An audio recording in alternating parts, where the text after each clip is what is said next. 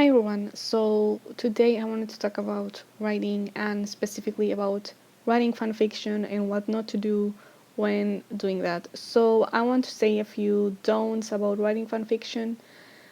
Let's start with summaries because that's usually first thing that people see of your story when they go looking for fanfics about a particular story, about a particular, media or whatever.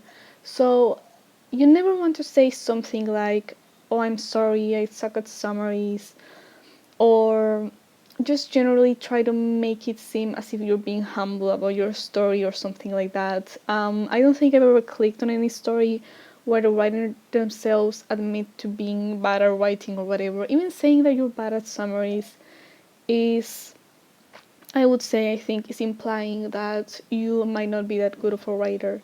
And that's not a good sign, so don't say that. In a similar way, don't apologize for your story in any way. Don't try to apologize beforehand for offending your audience for using a certain theme or a certain topic that is sensitive or whatever. And I'm not saying don't warn them, I'm saying don't apologize. And also don't apologize for mistakes that you think you might have, like historical inaccuracies and stuff like that.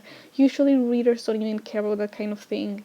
Um, for the most part, they just want to read an interesting story and that's it. So my second point is to not be afraid to deviate from the canon of the source material, because again, readers don't usually care, but also just remember to keep it consistent within your own story and have some sort of way in which your story justifies itself, justifies the fact that things have changed. I mean, basically have an idea in the story, within the story, have some sort of explanation of why things have changed. Your goal should be to make it feel like it makes sense within the story. When it comes to characters, I think you should try your hardest to keep them in character, and keep them as close to what they are in canon as possible. Because there's no point in using a certain character if you're going to change their personality and the way they feel about other characters and stuff. You can obviously change certain things, experiment with your characters, but always keep in mind what they are like in canon, because otherwise you can't just really do whatever you want with a character. You kind of have to keep in mind what they are like really.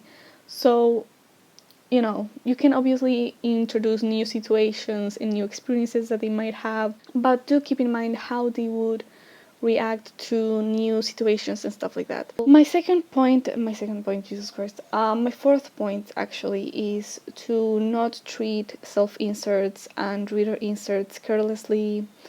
For example, I'm actually a fan of reader inserts, but I think that when you do them, for example, I've seen some people basically give no personality or any sort of background to their original characters or reader inserts, and in the hopes that someone, the reader, will empathize with them more easily. But it's kind of pointless. It's actually kind of counterproducent in a way, because readers should, and I think will, empathize with any character that is compelling enough, a character that is flawed and they are interesting. So it doesn't make sense to make a bland character in hopes that it will be more likable or anything like that. So I would really recommend against doing that. When it comes to original characters in general, be very careful, because sometimes they seem really out of place in the story, among the other characters. You can, if you're going to have original characters, make them fit in the story. Don't try to make them more special or just too different in general to the other characters. And they should just seem like they belong in a story just as much as the others and don't stick out too much. For fifth point is just a general recommendation to not start a multi-chapter story without an outline. Obviously, you can do whatever you want, but I would say to really do that. I would definitely recommend it, because you might just well end up with a story that you don't know how to proceed with. You write a few chapters and after that you don't know how to keep going, where the story is going to go and stuff like that. I would recommend that you at least have an idea of what the ending is going to be like, and then work your way around that or towards it. Um, because otherwise you might end up having a story, unfinished story, and never continue, and your readers are like, where's the rest of it, you know?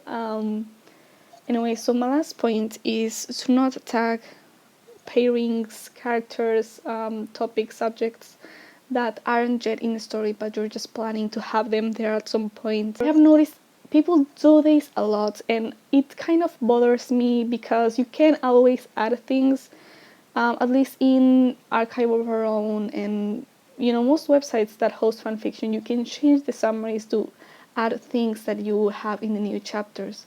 So it's not really necessary for you to say, well, the future chapters are going to have this and that, because it's not in the story yet.